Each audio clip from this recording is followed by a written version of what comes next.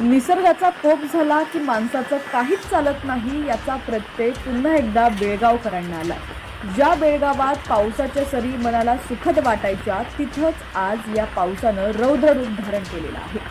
ही दृश्य कोणत्याही महासागरातल्या लाटेची नाही, तर ही दृश्य आहेत बेळगावच्या मुख्य रस्त्याची. निसर्गाचा हा कायजोग खेळ आहे. आभाळ पाटलं आणि अवघ्या काही तासात उभं शहर पाण्याखाली गेलं. मुसळधार पावसामुळे रस्त्यावर पाण्याचे लोंढे इतक्या वेगानं वाहत आहेत की समोर येईल त्याला हे पाणी विकृत करायला निघालंय. बघा, डोळ्या देखत लाखो रुपयांच्या गाड्या खेळण्यातल्या बोटीसारख्या तरंगताना दिसतायत.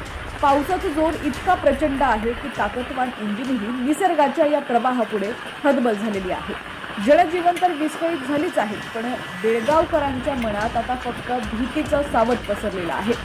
गेल्या काही वर्षातील हा सर्वात भयानक पाऊस असल्याचं स्थानिक नागरिक सांगतायत.